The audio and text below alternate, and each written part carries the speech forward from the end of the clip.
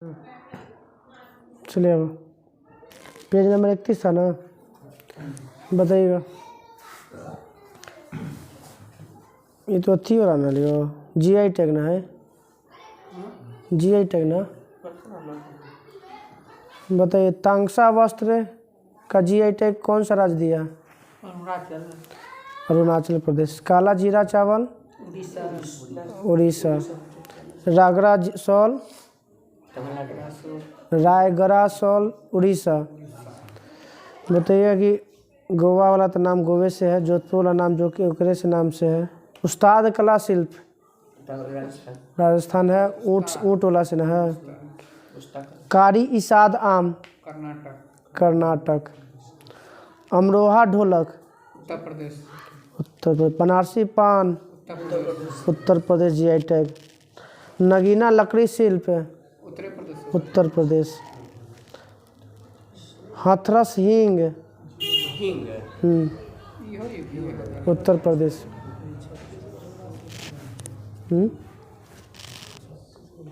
कांगड़ा चाय तमिलनाडु। कांगड़ा चाय हिमाचल प्रदेश। गोंड पेंटिंग मिला मध्य प्रदेश। सरबती गेहूँ GI tag Madhya Pradesh. Handloom sari Madhya Pradesh. लकड़ी की नक्काशी GI टैग लद्दाख। मरचा चावल चंपारण बिहार। रीवा सुंदरजा आम मध्य प्रदेश।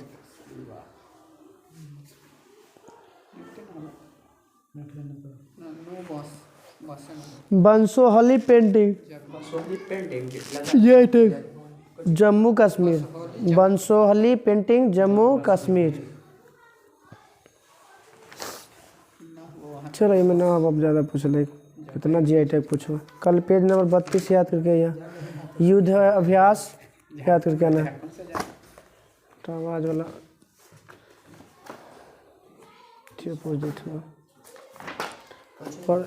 PDF पढ़ला है।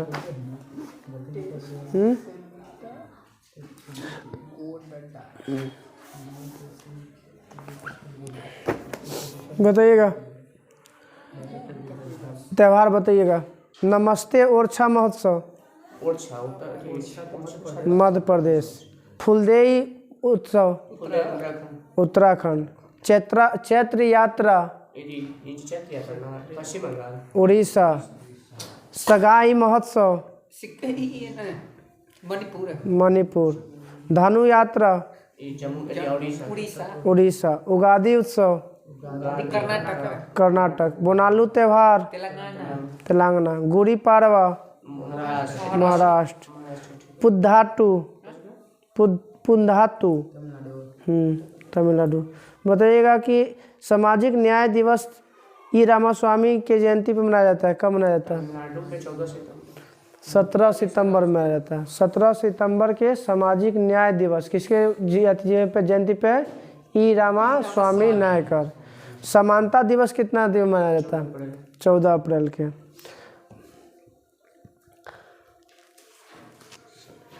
बताइए भारत को किस राज्य को पर्यटकों का स्वर्ग कहा जाता है? सिक्किम। पर्यटकों का स्वर्ग किसे कहा जाता है? भारत में सबसे बड़ा इलायची का उत्पादकर्ता राज्य बड़ी इलायची आपका है सिक्किम। छोटा इलायची में बोलेगा तब केरल। फलों का उद्यान वाला शहर किसे कहा जाता है? सिक्किम को कहा जाता है। सिक्किम को किस संविधान संशोधन के तहत दर्जा मिला था? 36वां संविधान संशोधन कब हुआ था? 1975। केवां राज्य के रूप में दर्जा मिला था? 22वां। बताइएगा कि स्मृति की सबसे छोटी इकाई क्या होता है? कंप्यूटर में जो स्मृति होता है ना उसके बीट क्या होता है? बीट। भारत को ऊर्जा स्वतंत्र का लक्ष्य कब रखा गया? 2047। शून्य कार्बन उत्सर्जन है। नेट जीरो लक्ष्य है भारत का। नेट जीरो कार्बन लक्ष्य 2070। बताइएगा कि टीबी का कब उन्मूलन किया जाएगा? 25 में। मलेरिया 2030 में। ऑपरेशन फ्लड की शुरुआत कब हुआ था?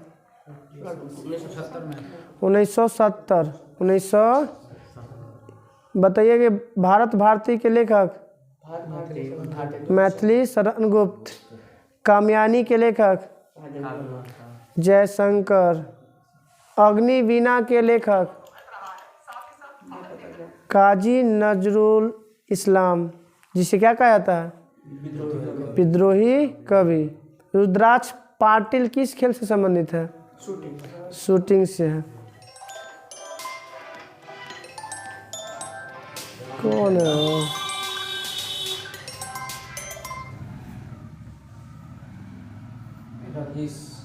एएसएम रिजल्ट ले फोन कर रहा है, समझ रहे हैं। अब पढ़ लिए लोग, पूछ ले भी क्वेश्चन में ज़्यादा बेटर रहता है। हो गया ना? बताइएगा किस मंत्रालय ने मेरी लाइफ ऐप लॉन्च किया है? पर्यावरण एवं जलवायु मंत्रालय द्वारा। बताइएगा कि ई सरस ऐप कौन लागू किया गया, किसके द्वारा? किस मंत्रालय द्वारा? केंद्रीय ग्रामीण विकास मंत्रालय द्वारा स्वयं सहायता समूह की महिलाओं की सहायता के लिए इस तरह ऐप लॉन्च किया गया। विश्व बांस दिवस कब मनाया जाता है? 18 सितंबर। विश्व बांस दिवस 18 सितंबर। बताइएगा कि रस्त गुप्तार के संस्थापक कौन है? दादा भाई नौरोजी। सोम प्रकाश के संस्थापक? द्वारिकानाथ टैगोर। संजीवनी के? कृष्ण कुमार मित्र। कृष्ण कुमार, इन्हीं को क्या कहा जाता है ना? तो सेटो वाला पूछते जाएंगे। इसी कृष्ण कुमार को क्या कहता है? क्रांतिकारियों का पिता कहा जाता है ना। नेशनल पेपर के संस्थापक? बॉम्बे हेराल्ड और देवेंद्रनाथ टैगोर। बंग भंग के संस्थापक? ब से बंकिम चंद्र चटर्जी। बंग भंग के? यही बंग भंग न था 4 भाषा में।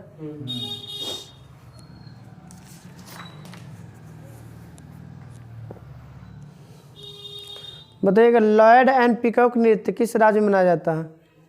लॉयन एंड पिकॉक नृत्य अरुणाचल प्रदेश। कालबेलिया को कब शामिल किया गया अमूर्त संस्कृति में? 2010 में।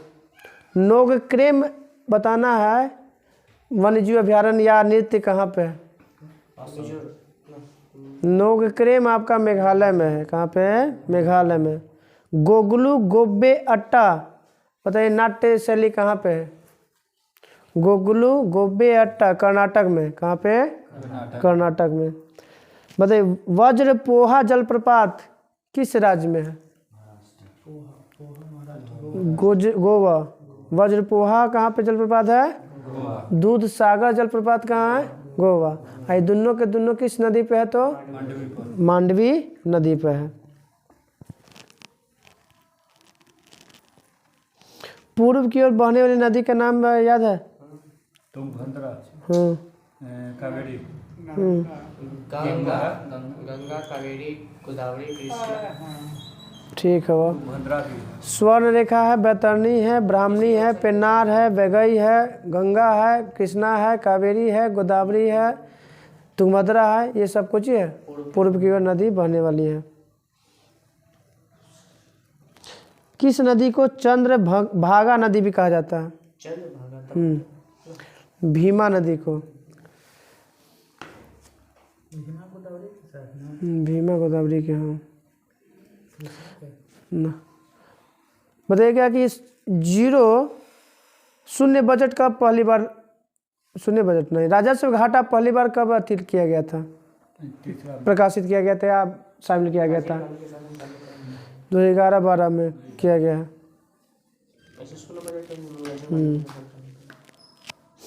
किसने कहा था कि अगर यदि अस्पृश्यता को भगवान मानता है तो मैं भगवान को नहीं मानूंगा? बाल गंगाधर तिलक। महावंश दीपवंश किसका अथी है? किस धर्म से संबंधित है? ग्रंथ है? बौद्ध धर्म से। बौद्ध दीपवंश महावंश।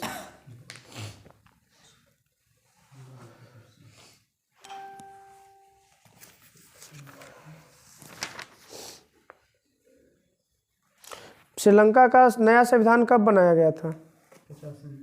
1978 में। श्रीलंका को आज़ादी कब मिली थी? 1948 में। श्रीलंका का नाम सिलोन से श्रीलंका कब रखा गया? 1972। और 6 साल बाद फिर क्या किया गया? इसका नया संविधान बना के लागू किया गया 78 में।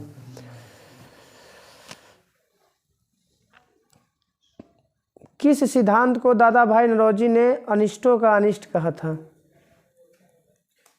पावर्टी नहीं, धन निष्कासन के सिद्धांत को क्या कहा था? अनिष्टों का अनिष्ट। हाँ, दिया था कौन? दिया था बताइएगा। ठीक है दादा। हाँ, वाचा नौरोजी दत्त। दिवालियापन और दिवाला भारत की किस सूची में शामिल है? समवर्ती सूची है, 7वीं सूची में, समवर्ती सूची में। प्रविष्ट संख्या 9 में शामिल किया गया।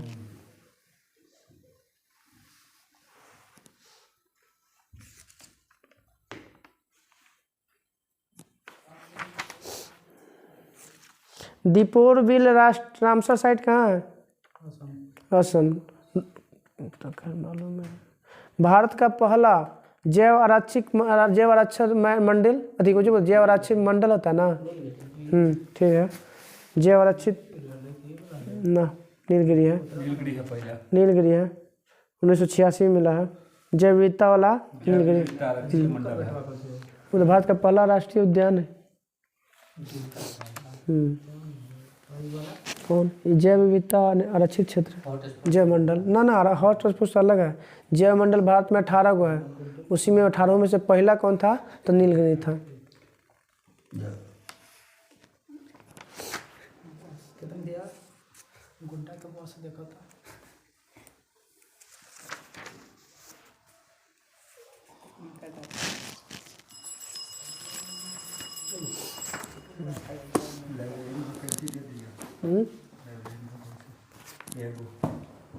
एगो एक आदमी के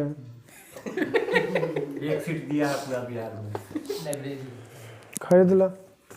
जनरल के नहीं है, ओबीसी का है खाली। जनरल के लेकर चले। सचिवालय विधानसभा सीट निकाला है 140 गो। 1 सीट जनरल IWS के नहीं दिया है, टोटल ओबीसी के दिया है। इधर निकालनी है। हाँ, कब हो? ओबीसी का लेवल होगा, बराबर होगा। चलिए बताइएगा। विश्व इतिहास याद है पुनर्जागरण। छोड़िए। पुनर्जागरण की शुरुआत कहाँ से? इटली के फ्लोरेंस नगर से। इटली के महान कवि दांते। पुनर्जागरण का अग्रदूत किसे कहा जाता है? दांते को। दांते ने किस भाषा में डिवाइन कॉमेडी लिखा है? टस्कन भाषा में। इस डिवाइन कॉमेडी में किस बात की चर्चा है? नरक और स्वर्ग की चर्चा है। बता, मानववाद का संस्थापक? पेट्रोक।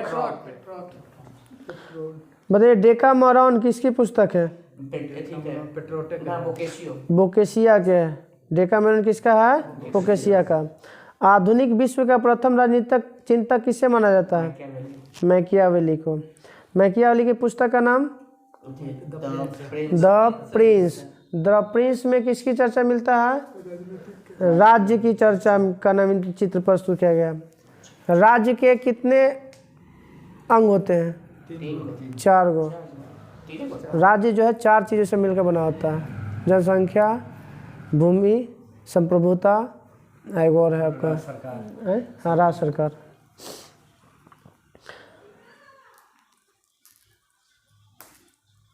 द लास्ट सपर किसकी रचना है? Leonardo da Vinci. मोनालिसा किसकी रचना है? Leonardo da Vinci. The fall of man पुस्तक की, the fall of man Michelangelo. Michael. The last judgement Michelangelo. बताना है कि जीसस क्राइस्ट की माता किसका चित्र मिलता है? एंजल के मेडोना के। जीसस क्राइस्ट की माता थी ना मेडोना। जीसस क्राइस्ट की माता का है चित्र है कि मेडोना का चित्र मिलता है तो मेडोना बनाया था। ना, मेडाना का चित्र मिलता है, बनाया नहीं था। ये बनाया गया राफेल द्वारा, सही बोल रहा है, बनाया गया राफेल द्वारा। बनाया कि मेडोना हाँ, चित्र बनाया गया। जीसस क्राइस्ट की माता के चित्र। बताइएगा द प्रेज ऑफ फॉली पुस्तक के लेखक फॉली इरास्मस। टॉमस मूर ने अपनी पुस्तक में किसका आदर्श समाज का चित्रण किया है? किस पुस्तक में आदर्श समाज का चित्रण किया है? टॉमस मूर लेखक है, पुस्तक का नाम है यूटोपिया। यूटोपिया के लेखक टॉमस मूर। बताइएगा कि जर्मन भाषा में बाइबल का अनुवाद प्रस्तुत किसने किया था? Martin Luther king. Romeo and Juliet के लेखक शेक्सपियर। हाँ, रोमियो और जूलियट। इंग्लैंड के किसे वैज्ञानिक समाजवाद का जनक कहा जाता है? रोजर बेकन को। रोजर सबसे पहले बताइएगा किसने कहा था कि पृथ्वी सौर मंडल का केंद्र है? पृथ्वी सौर मंडल का केंद्र है, ये बोला था बोला था पाइथागोरस बोला था, लगता है कि ना पाइथागोरस पृथ्वी गोल है बोला था। आर्यभट्ट दिया था, आर्यभट्ट। पृथ्वी बोला था, ठीक है, पृथ्वी सूर्य अति ब्रह्मांड का केंद्र बोला था आर्यभट्ट। फिर इसके सिद्धांत को तोड़ा था कौन? कोपरनिकस। अब बोला था कि सूर्य जो है ना ब्रह्मांड का केंद्र बोला था, सूर्य सिद्धांत नियम दिया था मगर नहीं बता पाया था। जैसे अरे खंडन यहाँ पे किया है, जो पृथ्वी सौर मंडल का केंद्र, इस बात का खंडन किया है कौन? कोपरनिकस। तो ये बोला था आर्यभट्ट सबसे पहले कि पृथ्वी ब्रह्मांड सौर मंडल का केंद्र है वो। तो फिर ये 1540 में सौर मंडल का खोज होता है ना, तो वही खोज करता है, तो वही बताता है कि जो है पृथ्वी नहीं सूर्य ब्रह्मांड का केंद्र है। बताइएगा कि गुरुत्वाकर्षण नियम किसने दिया था?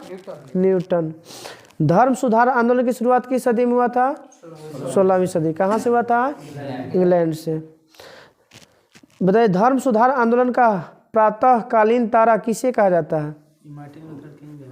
जॉन विक्लिफ को। जॉन विक्लिफ को धर्म सुधार आंदोलन का प्रातःकालीन तारा कहा जाता है। अमेरिका की खोज कोलंबस। बताना है कि समुद्र का चक्कर किसने लगा? पूरे विश्व का चक्कर मैगलन। अब आते हैं अमेरिकी स्वतंत्रता संग्राम। प्रशांत महासागर के खोज मैगलन ने किया था। हाँ, अमेरिका में बताइएगा ब्रिटिश उपनिवेश साम्राज्य का नींव पड़ा था, तो उस समय कौन, किसके समय इंग्लैंड के था उस समय? जेम्स प्रथम के शासन, नहीं प्रथम, हाँ जेम्स प्रथम के शासनकाल में डाला गया था। अमेरिकी स्वतंत्रता आंदोलन के दौरान इंग्लैंड का शासक कौन था? ये था जॉर्ज तृतीय। अमेरिका के मूल निवासी को क्या कहा जाता है? Red Indian. अमेरिका का स्वतंत्रता संग्राम की शुरुआत या स्वतंत्रता कब हुआ था? 1776, 4 जुलाई 1776। बोस्टन टी की पार्टी घटना 16 दिसंबर 1773 को। एक जनक कौन था? Samuel Adams. इसी में नारा दिया गया था एगो कर नहीं तो प्रतिनिधि नहीं तो कर नहीं, प्रतिनिधित्व नहीं तो कर नहीं। के गो उपनिवेश था अमेरिका में? 13 गो। अमेरिका स्वतंत्रता संग्राम में फ्रांस की एक सेना ने इंग्लैंड के विरुद्ध लड़ा था, अमेरिका का सहायता दिया था। कौन था उसका सेनापति का नाम बताना है? लफायते फ्रांसीसी एक सेनापति था, वो अमेरिका का साथ दिया था किसके विरुद्ध में? इंग्लैंड के विरुद्ध में। सप्तवर्षीय युद्ध किसके किसके बीच हुआ? इंग्लैंड और फ्रांस के बीच में हुआ था। स्टाम्प एक्ट कब लागू किया गया था? 1765 में। प्रधानमंत्री कौन था उस समय इंग्लैंड का? ग्रीनविले था। ग्रीनविले कहा है कि इधर लड़ाई लड़ा था, सप्तवर्षीय युद्ध 1756 से 1763। पैसा एक हो गया था कमी, इसीलिए क्या लाया था? स्टाम्प। जितने भी कागजी चीज़ था ना उस पर 20 शिलिंग टैक्स लगाया था, ये 20 शिलिंग एक्स्ट्रा लगेगा, इसी को कहते हैं स्टाम्प एक्ट। 1765 ग्रीन विल है 1761 की चर्चा नहीं कहीं पे ना हो 61 की चर्चा कहीं पे आई नहीं है थी 1861 में है कब चर्चा चलो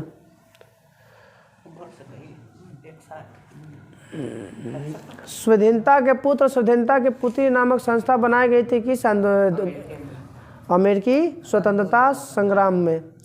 बताइएगा कि कॉमन सेंस पुस्तक के लेखक थॉमस पेन। बताइएगा कि वेल्थ ऑफ नेशन कब लिखा गया प्रकाशित हुआ था? हाँ 1776 में। और कॉमन सेंस भी प्रकाशित हुआ है 1776 में। सुनो राइट्स ऑफ मैन के रचना किसने किया था? Thomas Paine. बोलेगा common sense rights of man दोनों के लेखक कौन? Thomas pen. अमेरिका स्वतंत्रता संग्राम के नायक जॉर्ज वाशिंगटन जो बाद में हम पहला राष्ट्रपति बने। बोस्टन टी पार्टी घटना बता दिए थे। इस घटना के नायक कौन थे बोस्टन टी पार्टी वाला के? Samuel Adams.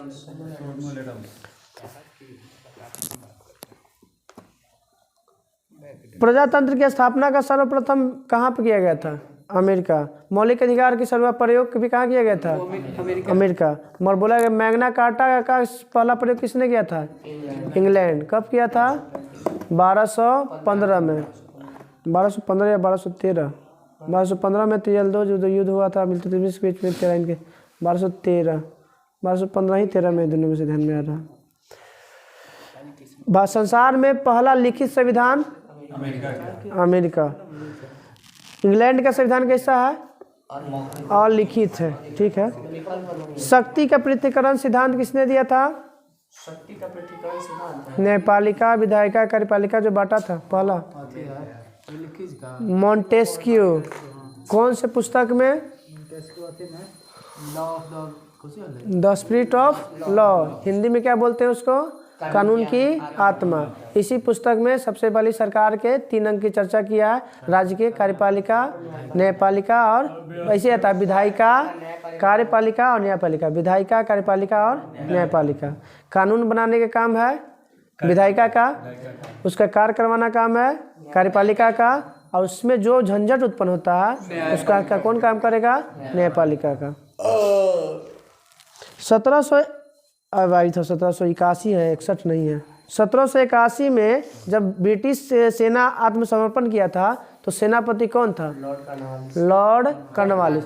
और वहीं से 1781 में भाग के आता है और 1786 से 1793 तक भारत का गवर्नर जनरल बन जाता है कॉर्नवालिस।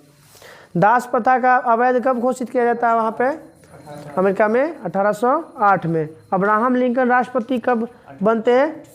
1860 में। और गृह युद्ध कब शुरू होता है अमेरिका में?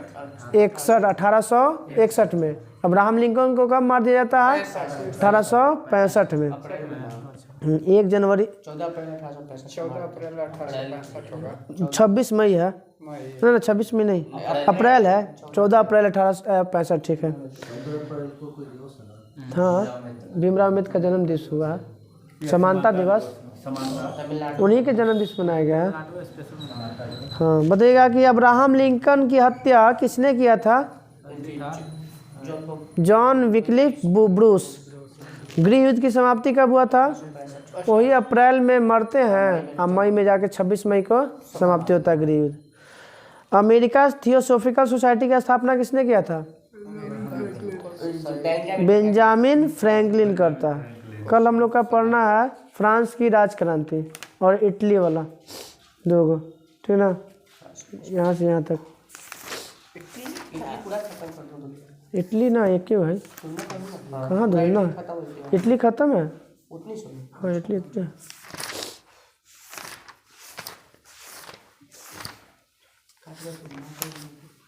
पवन था ना?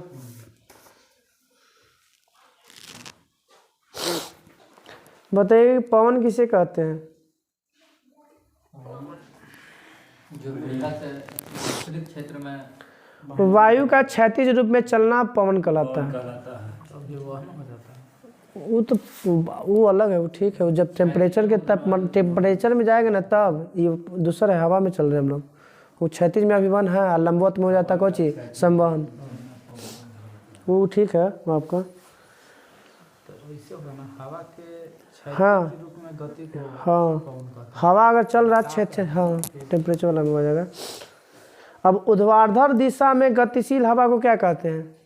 मतलब लंबवत होगा तो वायु धारा बोलते हैं, लंबवत होगा तो वायु धारा, और क्षैतिज चला तो पवन कहते हैं। और उसमें क्षैतिज चला तो टेम्परेचर वाला में तो अभिवहन, और लंबवत चला तो संवहन। पवन के कई कारणों के कारण अपनी दिशा में परिवर्तन होता है। ये कौन कौन से कारण है? ठीक ठीक। दाब प्रवणता बल है, कोरियोलिस बल है, अभिकेंद्रीय बल है, और भूघर्षण है। ये 4 विधि के द्वारा जो है ना पवन के दिशा में परिवर्तन होता है। ज़्यादातर कौन करता है? तो दाब प्रवणता के कारण होता है। बताइए फेरेल का नियम किससे संबंधित है? पवन से संबंधित है। पवन कितने प्रकार के होते हैं? 3 प्रकार के। पवन कितने प्रकार के? कौन कौन? पहला प्रचलित पवन, दूसरा मौसमी पवन और तीसरा स्थानीय पवन। अब बताइए प्रचलित पवन किसे कहते हैं? प्रचलित पवन जो सालों भर मतलब एक ही दिशा में। ठीक है, प्रचलित पवन को ही अस्थाई पवन भी कहा जाता है। किसी क्षेत्र में एक साल में एक ही दिशा में चलने वाली पवन को हम लोग प्रचलित या अस्थाई पवन, अस्थाई मतलब फिक्स है, अगर पछिया चल रहा है तो पछिया चलेगा। हाँ बताइएगा प्रचलित या अस्थाई पवन का उदाहरण, इसका एग्जाम्पल। पछुआ नहीं सर, पछुआ पवन हो गया, व्यापारिक पवन हो गया और ध्रुवीय पवन, ये तीनों जगह का है कौन आपका प्रचलित पवन या स्थायी पवन का एग्जाम्पल है। हाँ पछुआ में बांटेगा तब उसमें आना है कि प्रचलित 50, चिकता 60, अग्रजता 40, वो में आना है। तो प्रचलित का एग्जाम्पल पछुआ पवन, ध्रुवीय पवन और व्यापारिक पवन। पछुआ पवन जो होता है सबसे ज़्यादा किस गोलार्ध में चलता है? दक्षिणी गोलार्ध में, ठीक ना। सबसे ज़्यादा किस में चलता है? दक्षिणी गोलार्ध में। वो कितना से कितना डिग्री अक्षांशों के बीच में चलता है? 40 से 65 डिग्री दक्षिणी अक्षांशों के मध्य पाया जाता है पछुआ पवन। उत्तरी दक्षिण दोनों में पाया जाता है। हाँ दोनों, जिसे चलता दोनों है मगर ज़्यादा विकास होता है आपका दक्षिणी भाग में। पिछला बार पूछ लिया था ना तो मार के गलते हैं। हाँ 40 से 65। बताइए दोनों गोलार्ध के किस कटिबंध में? हम लोग 4 कटिबंध पढ़े थे ना, 4-5 गो, उसी में से बता कौन? ठीक बोला, ठीक है। उपोष्ण उच्च वायुदाब कटिबंध से उपध्रुवीय निम्न दायु के केंद्र में चलती है। इसका 3 गो तो नाम जानते हो पछुआ के, गरजता 40, प्रचंड 50 और चिकता 60। व्यापारिक पवनों के बताने कहाँ से कहाँ चलती है? ठीक है, 30 डिग्री उत्तरी से दक्षिणी अक्षांशों के बीच चलती है। और कौन से कटिबंध में चलता है? निम्न से। ठीक है, उपोष्ण उच्च वायुदाब कटिबंध से भूमध्य रेखा की ओर। जिसे उपोष्ण है ना तो नीचे में चलेगा, अब पछुआपन चल रहा था ऊपर में चल रहा था। 45 से 65 की हो तो मतलब उपोष्ण सीधा ध्यान, 40 से 65 चल रहा है तो 40 से ऊपर में है तो इसी में चलेगा। और ये जो है आपका यहाँ भी लाइन लिखा है तो 30 से ऊपर नीचे चल रहा था, विषुवत रेखा भूमध्य रेखा की ओर चल रहा है।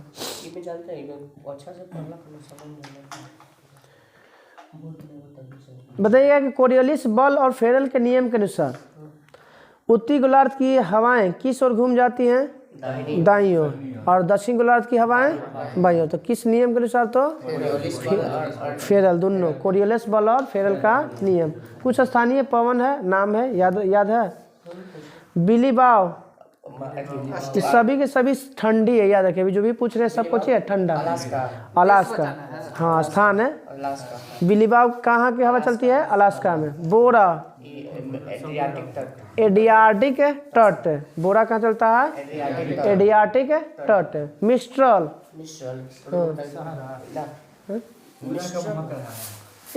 मिस्ट्रल चलता है स्पेन और फ्रांस।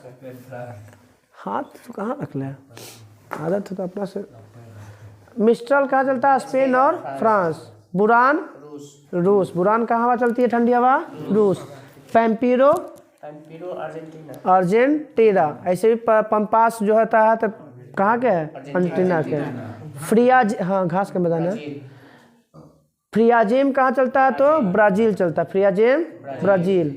नादर और नॉटे अमेरिका में चलता है। नादर और नॉटे पेनेटी।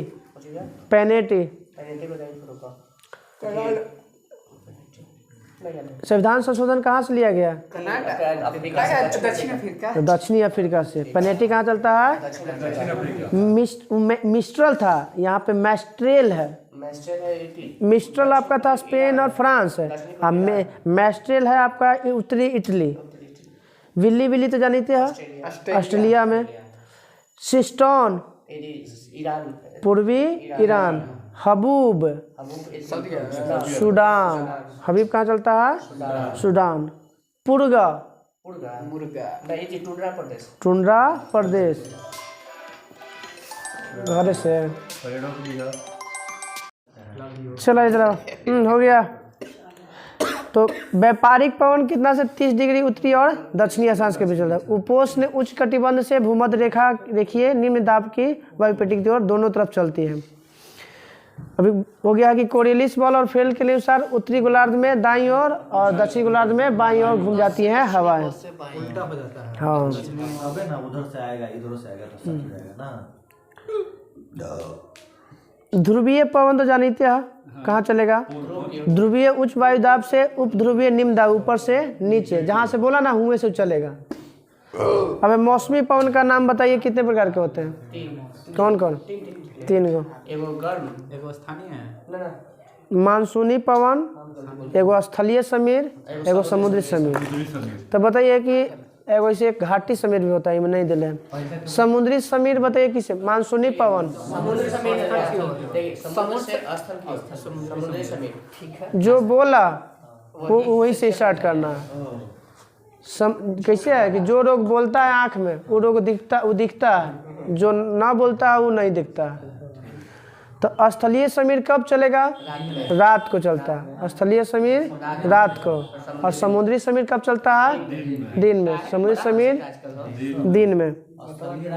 हाँ, इसलिए स्थलीय चलता है कि रात में हो जाता है अपेक्षा ठंडा नहीं, समुद्र गर्म रहता है। हाँ, समुद्र गर्म रहता है तो वहाँ हो जाता है, ये होता है ठंडा जमीन। समुद्र के पानी गर्म तो वहाँ से उठ के हवा कहाँ चलेगा? जहाँ पे हल्का, जहाँ गर्म होगा वो हल्का हो जाएगा हवा ना, वहाँ से उठ। समुद्र गर्म, हाँ, पृथ्वी ठंडा। दिन में पृथ्वी गर्म और समुद्र ठंडा। तो जिधर ठंडा रहेगा उधर ही जाएगा सीधा सीधा। नहीं, जिधर गर्म रहेगा जिधर गर्म रहेगा उधर जाएगा। हाँ, जैसे गर्म जिधर रहेगा उधर जाएगा। समुद्र गर्म है तो गर्म। एक घाटी समीर भी होता है, तो घाटी समीर भी चलता है आपका दिन में चलता है। तो दिन में चले का मतलब कुछ है नीचे से ऊपर, घाटी से चोटी की ओर, घाटी से चोटी की ओर। चलिए बताइएगा स्थानीय पवन के प्रमुख उदाहरण बताइएगा। स्थानीय पवन चलिए चिन्नुक बताइएगा कहाँ चलता है? अमेरिका, यूएस, अमेरिका और कनाडा के पूर्वी रॉकी पर्वत के पूर्वी ढाल पे चलता है। चिन्नुक पवन स्थानीय है जो अमेरिका और कनाडा के रॉकी पर्वत के पूर्वी ढाल पर चलता है, जो गर्म पशुपालकों के लिए क्या लाभदायक होता है। जब हाँ बर्फ से ढका रहता है पर्वत, पिघला देता है तो ये घास चढ़ने के लिए सहायता हो जाता है। फौन कहाँ चलता है? किस पर्वत पे? अफ्रीका में स्विट्जरलैंड में आल्प्स पर्वत, आल्प्स पर्वत के उत्तरी ढाल में। फौन चलता है उत्तरी ढाल में और चिन्नुक चल रहा था पूर्वी ढाल में। हाँ, सभी जो है आपका पशुपालक के पिघल के कारण यह, और सबसे ज़्यादा खेती करवाता है, अंगूर को पकाने में सहायता करता है। तो कौन सा हवा, स्थानीय हवा अंगूर को पकाने में सहायता करता है? कौन पर्वत पे चलता है? तो आल्प्स। हाँ, आल्प्स का उत्तरी भाग में। आल्प्स का सर्वाधिक विकास किस देश में? स्विट्जरलैंड में। हरमट्टन बताइए कहाँ चलता है? कहाँ चलना है? दक्षिण सहारा रेगिस्तान में चलता है, उत्तर पूर्व दिशा में। इसको गिनी तट पर किस नाम से जानते हैं? गिनी की चलिए छोड़ देते हैं, यहीं तक रह देते हैं। कल हम लोग स्थानीय पवन पूरा और कटिबंध वाला सब खत्म कर लिया। हम लोग पूर्व पे तो ना होगा, नहीं होगा, जैसे हम लोग की तरफ नहीं होगा, खट्टा होगा। खट्टा होगा प्लस बिया भी हो जाता है। दूसरा कि उसका न जलवायु है न मिट्टी है, इस वजह से नहीं हो पाएगा। हुए थे हम लोग क्या लगता है हमें गुच्छा गुच्छा पड़ता है, पकबे नहीं करता, लगता है कि जैसे जैसे अगर जड़ी में चीनी डालता है। अब ऊपर तो बात खड़ता लगा है। विविध अति था ना, इकोनॉमिक्स ना। इकोनॉमिक्स पहला 2 पेज, इकोनॉमिक्स से स्टार्ट हुआ, फिजिक्स खत्म हो गया। बताइएगा अर्थव्यवस्था किसे कहते हैं? किसी देश की किसी भी देश को चलाने के लिए जो इकोनॉमिकल होता है उसको अर्थव्यवस्था कहते हैं। ठीक है, वो भी आपका सही है। सीधा सीधा अपना जीविका चलाने के लिए जो कार्य करते हैं ना। अच्छा तो अधूरा शब्द है, इसके सामने किसी देश का लगे तो पूरा शब्द है। तो ठीक है, तो सीधा सीधा अपनी भाषा, अपनी जीविका चलाने के लिए जो भी कार्य करते हैं वो सब अर्थव्यवस्था के अंतर्गत आता है। बस देश मतलब कुछ लोग देश की जिम्मेदारी। हाँ, बस बात को समझना उसी टाइप से समझना है। अर्थव्यवस्था को परिभाषित करने के लिए विश्व बैंक ने कितने प्रकार की वर्ग में बांटा है? अर्थव्यवस्था 3 प्रकार का होता है। 4 वर्ग में बांटा गया है। वो अथी के अनुसार नहीं, पूंजीवादी, समाजवादी और नहीं बताना है, ये अथी के आधार पर, आय के आधार पे। अच्छा, आय के आधार पर कितने भाग में बांटा है अर्थव्यवस्था को? 4 भाग। कौन बांटा है? विश्व बैंक। एक है उच्च आय वाली, एक उच्च मध्य आय वाली, नीची मध्य आय वाली और नीची आय वाले, वही निम्न वाले या नीची जो भी कहो। तो कहाँ से कहाँ तक होता है इसका रेंज? 0 से 1 तक, 0 से 1 तक, जिसमें नहीं दे रहा है, इनमें डॉलर में दे रहा है ना ना, ई में मुद्रा प्रणाली में। M0, M1, M2, M3, M4 का। चलिए, ये आपका रुपया में US डॉलर में दिया हुआ, तो जो 12,055 से अधिक US डॉलर प्राप्त करेगा उसको हम बोलेंगे उच्च आय वाला। हाँ, 12,055 $55 पर मंथ। तो इस प्रकार की अर्थव्यवस्था को उच्च आय वाला अर्थव्यवस्था कहेंगे। 3896 से 12,055 के बीच में जो रहता है उसे मध्य उच्च आय वाला, उच्च मध्य आय वाला अर्थव्यवस्था कहेंगे। फिर आ गया 996 से लेके 3895 तक अगर रहता है तो निम्न, वही निम्न मध्य आय वाले कहते हैं। और बच गया 995 या इससे कम हो गया तो उसे बोलते हैं निम्न आय वाली। सीधा सीधा नीचे से 995 या इससे कम, 995 US डॉलर है मंथली, प्रति व्यक्ति वहाँ का, प्रति व्यक्ति आय का नहीं, किसी भी देश का डॉलर से उसका कंपेयर कर दो। अमेरिका का ये तुलना निकाला है। ठीक है, तुलना किया उससे, मगर किसी देश में अगर इतना प्राप्त होता है इस डॉलर के बराबर, तब उसको इस कैटेगरी में रखा जाएगा। जैसे 995 या इससे कम आएगा तो उसके निम्न आय वाला देश में कहेंगे। 900 से 3800 आ जाए, 3800 से ना 996 से 3800 पर आएगा तो इसको नीची मध्य आय वाला देश कहेंगे। फिर 3800 से 12,055 तो हाँ, सालाना नहीं है, प्रति व्यक्ति आय है। हाँ, सालाना है। हाँ, ना तो मंथली नहीं है, सालाना है। तो अगर इससे आता है तो मध्य उच्च आय वाला आएगा, और जो 12,055 से जो आ गया ऊपर वो आपका आ जाएगा उच्च आय वाला हो जाएगा देश। अमेरिका है ना, अमेरिका जो बड़ा बड़ा बिट्टू पावर वाला विशेष है, चाइना है, जापान है, सब है ना। हाँ, विकसित देश है। द वेल्थ ऑफ नेशन किसकी पुस्तक है? Adam Smith. कब प्रकाशित हुआ था? 1776 अप्रैल में। कोची में? द वेल्थ ऑफ नेशन अप्रैल ना, खाली 1776 दिले में।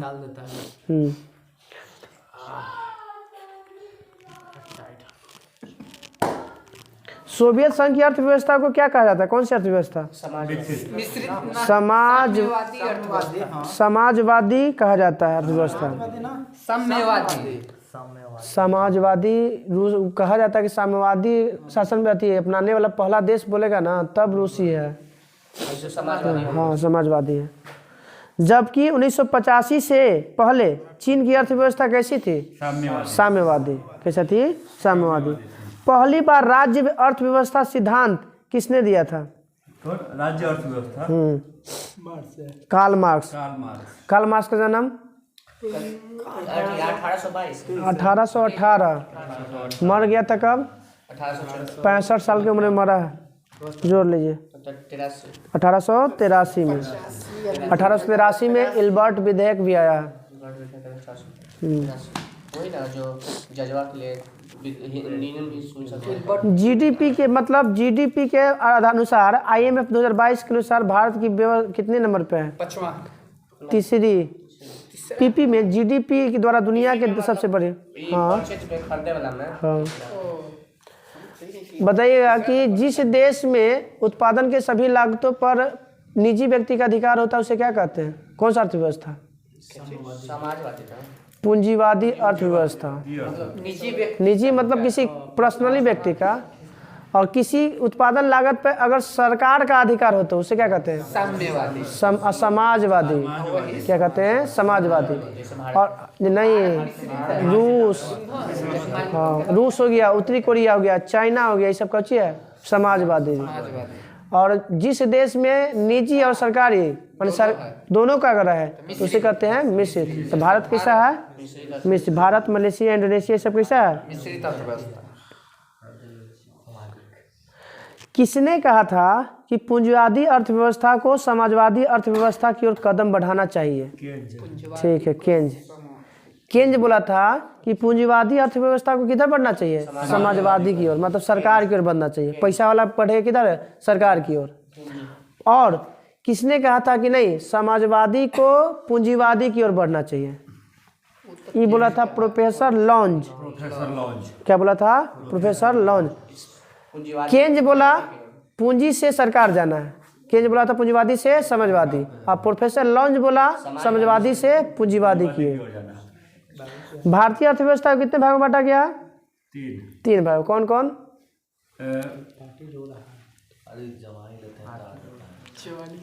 प्राथमिक क्षेत्र, द्वितीयक क्षेत्र और तृतीयक क्षेत्र। कृषि किस क्षेत्र में आता है? प्राथमिक क्षेत्र। पशुपालन प्राथमिक क्षेत्र। खनन प्राथमिक क्षेत्र।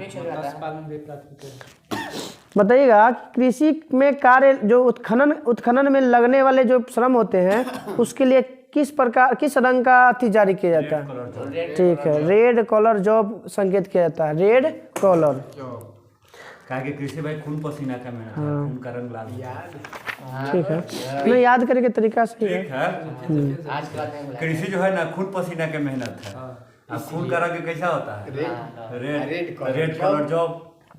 अब आते हैं मतलब क्षेत्र में भिड़े हुए लगे हुए श्रमिकों को कौन सी कैटेगरी में रखा जाता है? किस रंग के कैटेगरी से जो उसको इंडिकेट किया जाता है? हाँ, रेड कॉलर जॉब के तहत इसको रखा जाता है। अब आते हैं द्वितीयक क्षेत्र। तो द्वितीयक क्षेत्र के क्या कहते हैं? उद्योग क्षेत्र भी कहा जाता है। द्वितीयक क्षेत्र क्या कहते हैं? इसमें कौन कौन आता है? ब्लू और व्हाइट। अब वो तो अथी ना, पहले एग्जाम्पल। इसमें द्वितीय में हो जैसे प्रयोग करने वाला के बनाया हो गया, स्कूल हो गया। नहीं जैसे उत्पादन करने वाला कंपनी क्षेत्र का उपयोग करके जो प्रोडक्ट बनाएगा वो द्वितीय क्षेत्र। विनिर्माण, विद्युत, जल, गैस, फिर उसके बाद निर्माण में जो भी आ गया ये सब औद्योगिक क्षेत्र सब आ गया आपका कुछ में द्वितीय क्षेत्र। हाँ, उससे कच्चा माल का यूज करके जो बनाया वो सब आ गया कुछ में द्वितीय क्षेत्र में। अब इसमें जो लगे कुशल जॉब जो होते हैं उसके लिए कौन सा रंग? हाँ, कुशल के लिए व्हाइट होगा। कुशल है तो व्हाइट। और जबकि उत्पादन प्रक्रिया में और कुशल जो है श्रमिक को दिया हुआ है। कुशल श्रमिक को व्हाइट कलर जॉब के अंतर्गत स्थान दिया गया है, जबकि उत्पादन प्रक्रिया में प्रत्यक्ष रूप से संलग्न श्रमिक को ब्लू कलर जॉब के अंतर्गत है। एक ट्रिक होता है कि जो लेबर भिड़ल है तो भाई व्हाइट कपड़ा पहन के आएगा नहीं, रंगीने पहनेगा तो ब्लू पहन के आएगा। जो ट्रेंड कारीगर है तो काम नहीं करेगा, डिश डेट करेगा, व्हाइट पहन के आएगा। जो पढ़ा लिखा है, जो जब टेक्निकल जानता है उसके लिए व्हाइट, और जो उसमें जो काम करे वाला है उसके लिए ब्लू। तीसरा क्षेत्र हो ही जाएगा आपका पता है। ज्यादातर कंपनी में देखिएगा ना लेबर ब्लू कलर के पहनता है। 90% लेबर ब्लू। सीधा याद करने का तरीका हुआ, जो पढ़ा लिखा रहेगा तो साफ सुथरा कपड़ा पहन के आवे करेगा, और जो हाँ व्हाइट में रहता है। चलिए आते हैं। भारतीय अर्थव्यवस्था में किस किसका कौन सा क्षेत्र का सबसे ज़्यादा योगदान है? तृतीय क्षेत्र है। कितना परसेंट? 55%। 53 point something percent. 53 देता है। आइसपीडिया में पढ़ेगा तो 55% अब देता है। भरत शर्मा पढ़े तो भी 53 पॉइंट समथिंग बता रहा था।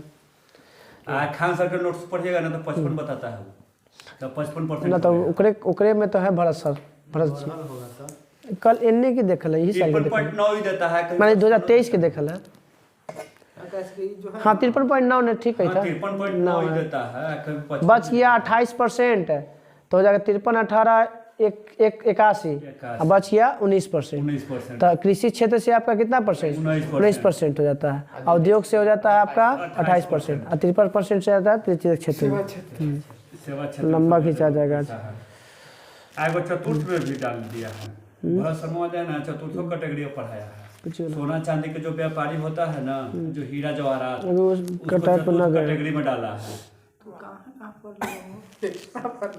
भरत शर्मा बढ़िया टीचर है।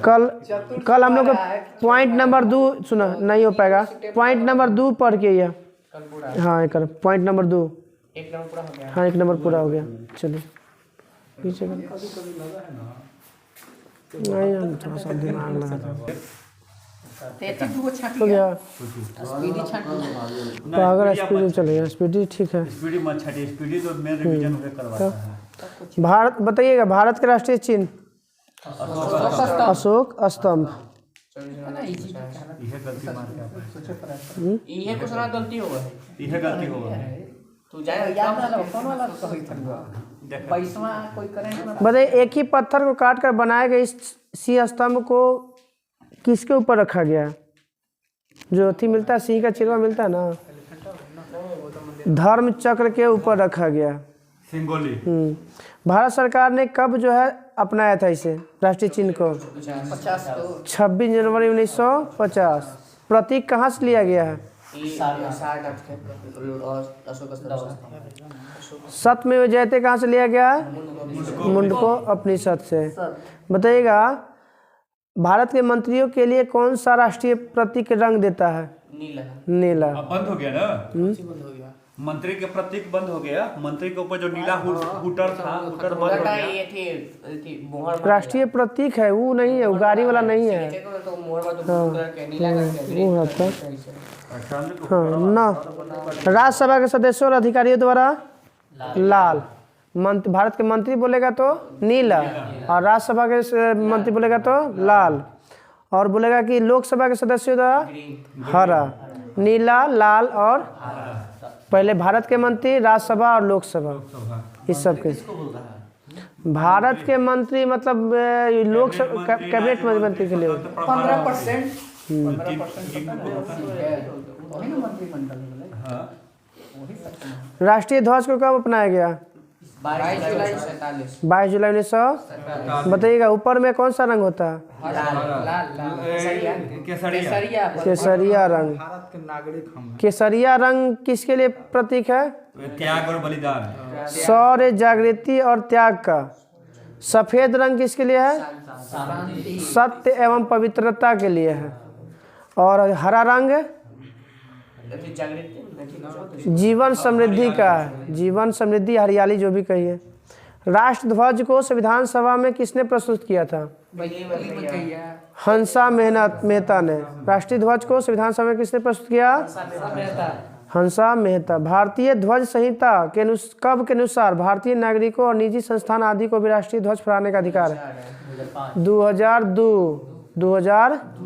कब जो है ये व्यवस्था किया गया कि सभी जो है कि अनुच्छेद 1 के तहत राष्ट्र ध्वज फहराना नागरिकों का मौलिक अधिकार है? 2004 में। और कौन अध्यक्षता था इसका? BN खरे, BG खरे, BN खरे। वो तो राजभाषा आयोग बनने लगे। हाँ 1956 में।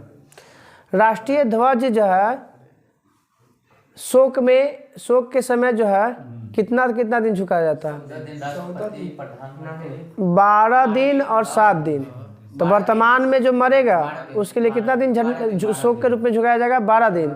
अब भूतपूर्व मरेगा राष्ट्रपति प्रधानमंत्री तो 7 दिन के लिए। हमारा झंडा ऊंचा रहे के लिए किसने प्रस्तुत किया था? राम प्रसाद मिश्र ना ना श्यामलाल पार्षद। गुप्ता पार्षद।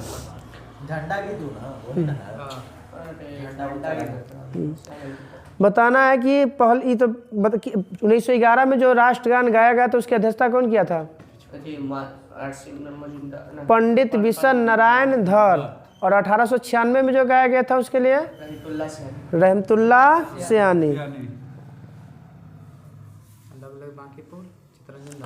बांकीपुर, हाँ बांकीपुर आपका मधोलकर।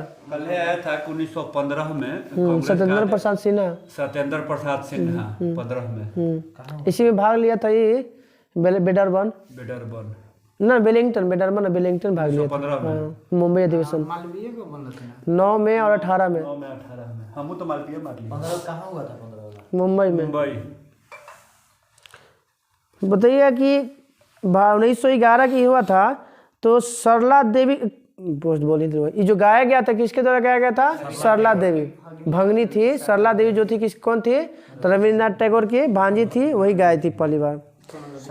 हाँ, नहीं राष्ट्रगान जन गण मन। भारत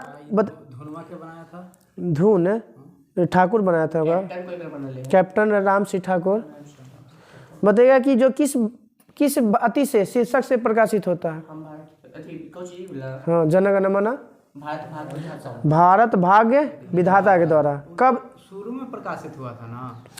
1912 में तत्वभोगिनी भारत को जो है प्रकाशित होता है, तो वो आपका अभी भी प्रकाशित होगा तो वही नाम से प्रकाशित होगा, थोड़ी जन गण मन चेंज हो जाएगा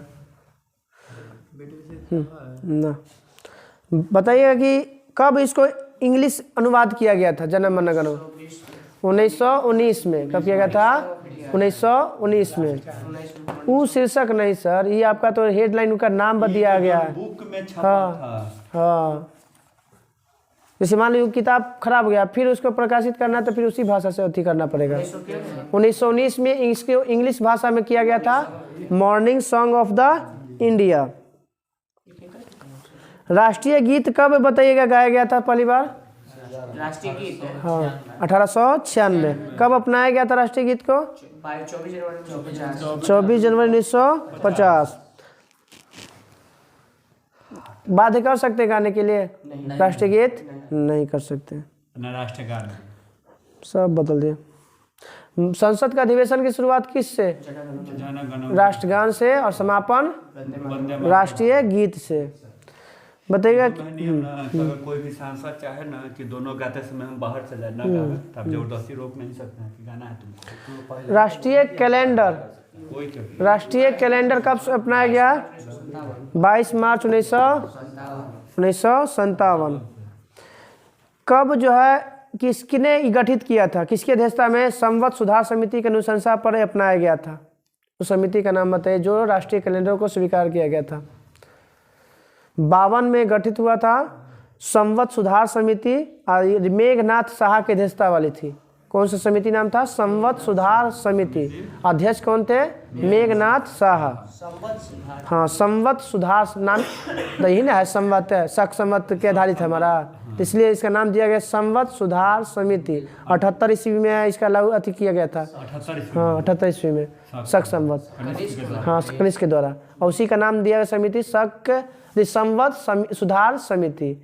अध्यक्षता कौन किया था? मेघनाथ साहा। विक्रम संवत 78 हाँ विक्रम, हाँ 58 ईसा पूर्व। राष्ट्रीय पुष्प बताइएगा। कमल का वैज्ञानिक नाम? निलंबो न्यूसीफेरा। कमल का रासायनिक नाम? अधिरासायनिक करें। वैज्ञानिक नाम?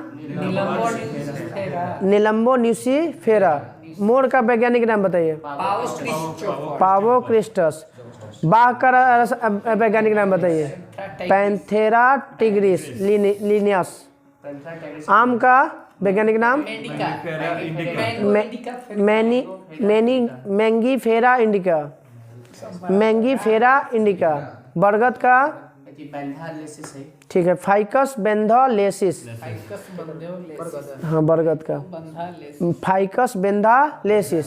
राष्ट्रीय नदी के दर्जा गंगा को 2008 4 नवंबर 2000 5 नवंबर, हाँ 4 नवंबर 4 नवंबर। डॉल्फिन को राष्ट्र जलीय जीव घोषित 2009 5 अक्टूबर 2009। विरासत पशु 10 और हाथी को विरासत पशु, तो हाथी का नाम बताइए वैज्ञानिक। हाथी का नाम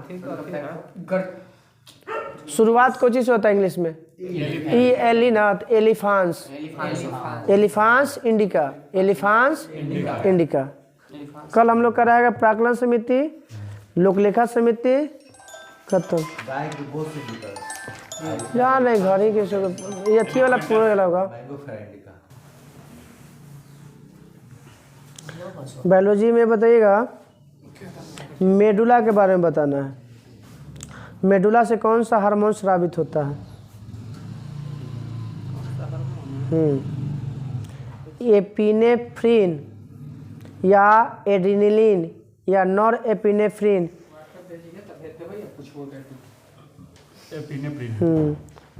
इसे हम लोग आपातकालीन हार्मोन, युद्ध हार्मोन या फ्लाइट हार्मोन भी कहते हैं, इसी एड्रिनल या एपिनेफ्रिन के कारण। हाँ, एपिनेफ्रिन या एड्रिनल के।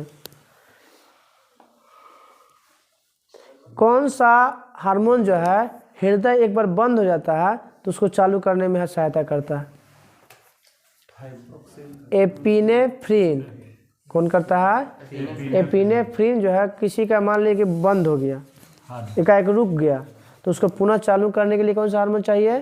एपिनेफ्रिन। वहाँ फिर मस्तिष्क क्या करेगा उसको, फिर वहाँ सूचना देगा और फिर वो स्रावित होगा, फिर जाएगा वहाँ हृदय के पास और फिर क्या करेगा, उसको चालू करेगा।